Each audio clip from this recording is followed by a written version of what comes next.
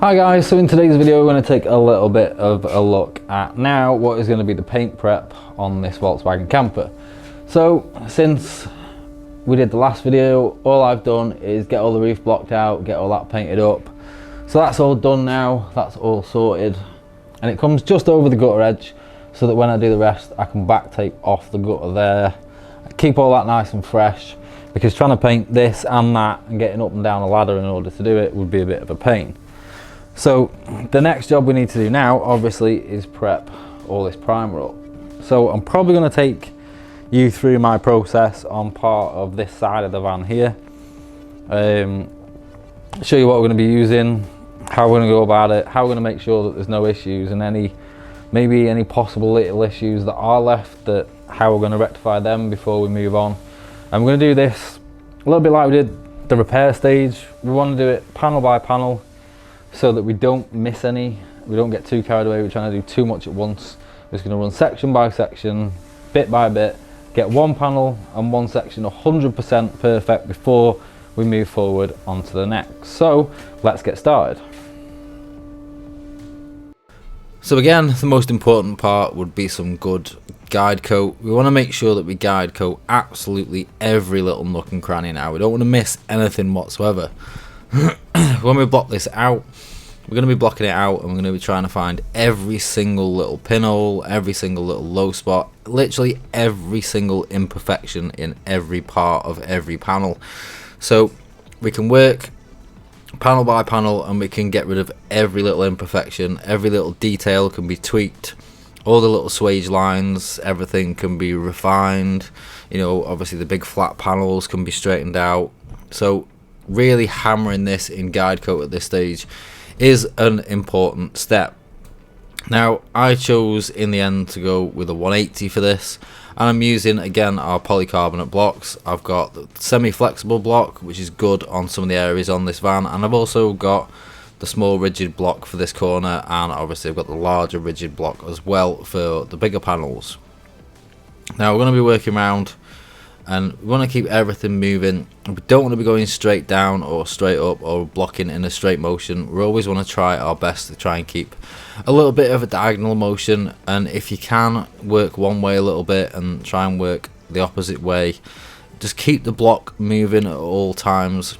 And rather than just going like straight down with the block and straight up with the block so it's running perfectly lengthways, always try and keep it on a little bit of an angle.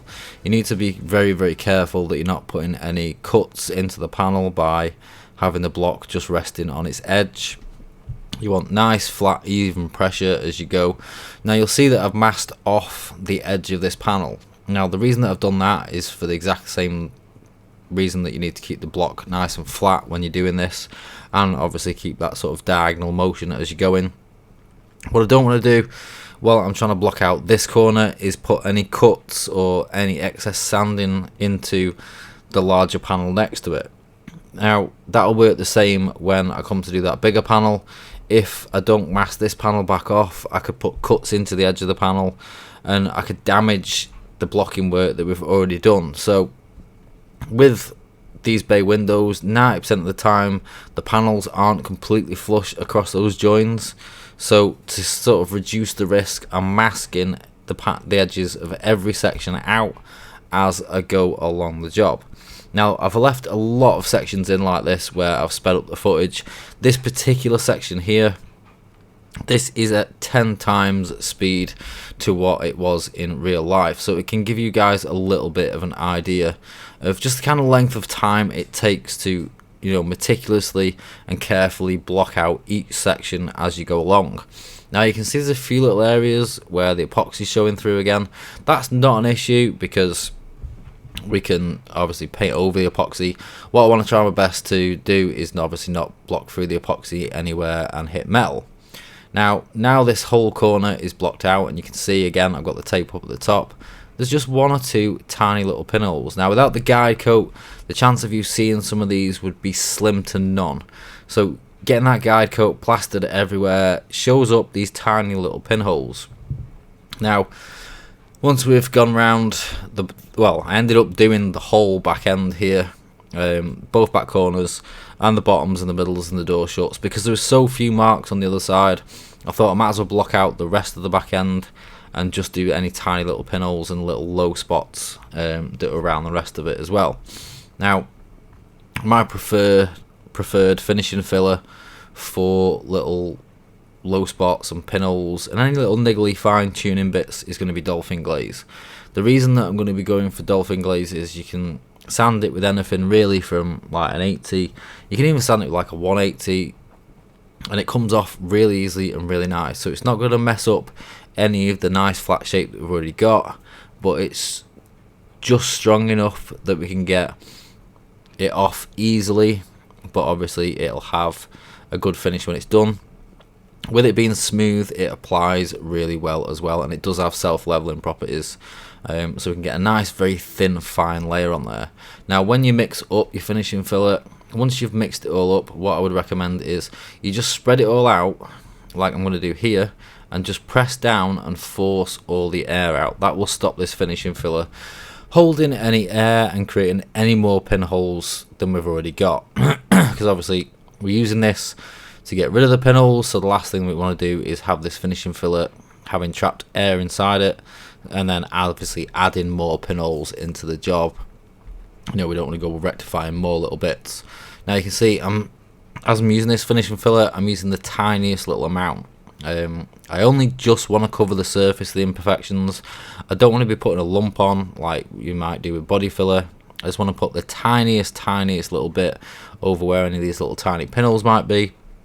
And even the low spots, I'm going to be very careful to try and get just a very thin fine skim over those low spots. They're not big dents, they are just tiny little wobbles in the panel that have been shown up by the guide coat. So the smallest amount of this finishing filler will be enough to cover those and just give us that just enough to block them out, so that when we've done a section like this, every little pinhole, every little imperfection will all be fine tuned and it will be perfect, ready to move on to the next stage. Now on the larger bits of dolphin glaze, what I'll do is just knock them off around about 80-90% with an 80, and then I'll finish them with the P180 that will block the van out.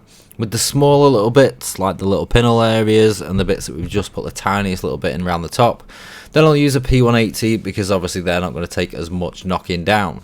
Now you do still want to try and use a coarse-ish cut when you're knocking this down, because it'll give a nice quick, clean, flat cut across the body filler and help bring that down quickly.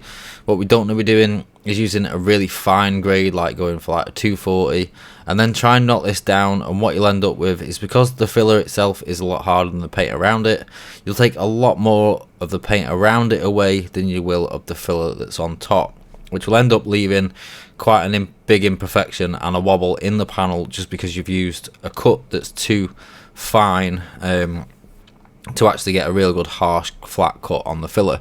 So for something like this, you know, maybe an 80 or a 120 to start with. These Merkur Abralon pads, again, the mesh ones are extremely good for this. You can give it a very quick cut with the 80 and then go across it, finish it with the 180, so we're all finished to the same grade as we are across the rest of the van. Now I thought to give you guys an idea of what it's like blocking out some of the larger panels. I've got our large 420mm block here, and again, you can see just on that right hand side, I've taped that rear panel off now, because that rear panel is all perfect. So I don't want to now damage this when I'm blocking off this panel or leave any little cuts or anything in it. Now I'm actually doing this with some 240s with the long one, because I didn't have any long 180s. But this particular piece of footage here is sped up 20 times real speed, so you can get a bit of an idea. 10 times real speed, which gives you a bit of an idea across this little section of just how long it actually takes to block out something like this rear panel here. And you can see as I'm going down, it's showing the slight little wobbles and the slight little imperfections in the panel up. And obviously the areas that stay dark, they're going to be the areas that I'm going to need a tiny little bit of the dolphin glaze in, just to tweak those up. But this particular panel here, I mean, I cut this off towards the end of blocking this panel, and bearing in mind this is sped up 10 times already. You can imagine the amount of work and effort that just goes into straightening out this one single panel.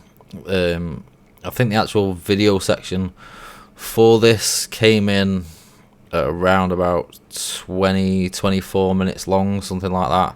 So it's quite an extensive amount of time, and I didn't actually leave this recording for the whole stage of this panel. So just this section here took around about 20-25 minutes, plus however long it took for me to actually finish this edge to edge all round. You're probably looking around about 45 minutes in total. Now there's only one or two very, very slight areas where there is a little low spots. There's those two in the middle, literally quite sort of significant because they're in the middle of the panel. There's a tiny little one on the edge of the arch, and there's that tiny little one on the edge of the panel as well. So we're going to do the same again. I'm just going to try and put a really nice thin skim of the dolphin glaze over these, and I want to try and get it as fine as possible without any thick edges left on it, so that I can block it out as quickly and neatly and carefully as I can, in order to make sure that obviously I don't put any more wobbles in the panel as a result of blocking the filler out. Now around this arch edge and just on the underside of the arch, there's a couple of pinholes which again show up as really prominent black dots because of the guide coat, so they're really easy to see. And the same on the underside of the arches, a real another place that's a pain to see any little imperfections. Having the guide coat scrubbed around the arches and the bottoms of the sills and everywhere means that any tiny pinhole on the arch areas or on the big panels will show up really prominently and be really easy for you to catch, and obviously then get rid of and tweak out with a little bit of finishing filler. So I've gone back to an 80. I'm just going to knock across this with a P80, just obviously again to help smooth this down and cut this down quickly. So I'm not going to put any excess wobbles into the panel as a result of obviously sanding this down. Sorry about the prominent view of my arse there as well. You don't really tend to think about where the camera is when you're sanding a van down like this. Now once I'd run over this with the P80, I then went back across these areas that I've done this filler work again, same as I did on the rest of the van, with a P180, just to make sure that all those 80 marks are fully taken back, because obviously when I give this the tiny last bit of final primer to seal up these bits of finishing filler and obviously seal up the 180 scratches, what I don't want is any large 80 scratches anywhere that could possibly cause any dieback or any shrinking or any sinkage in the future after my customer's had this van back and is obviously rebuilding it. So with the power of video, I guess, here we are now. It's Thursday evening, so I started this Monday dinner time, and now the whole van is fully blocked. There's a few tiny little bits left to do, and by tiny I really do mean tiny. Like pretty much every panel, every edge, every piece of the van now has been gone through top to bottom, and when I say bottom I mean right to the sill edge, even inside like the window lips. All this has been guide coated, blocked out. Even the door shuts have been blocked out on it. We have really not sort of spared any expense as far as making sure this looks right when it's done. I've got a few little bits to touch up, like just the very bottoms of the seams. All the door shuts now, they've been fully blocked out. Just needs a hand pad up and around the very front bit. All the front end now, and you guys have seen a bit of work on this front end, obviously with the lead work and whatnot on there. That's all done now. Any pinholes are out. All this top now is all perfect. It's all sealed. It's all looking spot on right the way up the pillars. So that's going to give a really nice window seal again. All the bumper bar, we've also cleaned all that up. There's a few sort of little bits along this front bit, but all that's like 90% of that's covered up. We've already done that further than really we needed to. But the bits that I've got left to do, I've just got a small bit in that corner. I've got a little bit on that arch there, and just a little bit on the underside of that arch. and then this can roll out then and go into paint. So this door shot, as you can see, I've already started rubbing out all around the brackets and all around the hinges. Make sure these areas are really nice on a van like this. And again, blocked out all that shut. And the same, you know, the door gaps around here, everything's been fully blocked and done. So overall now, it is looking really nice and straight.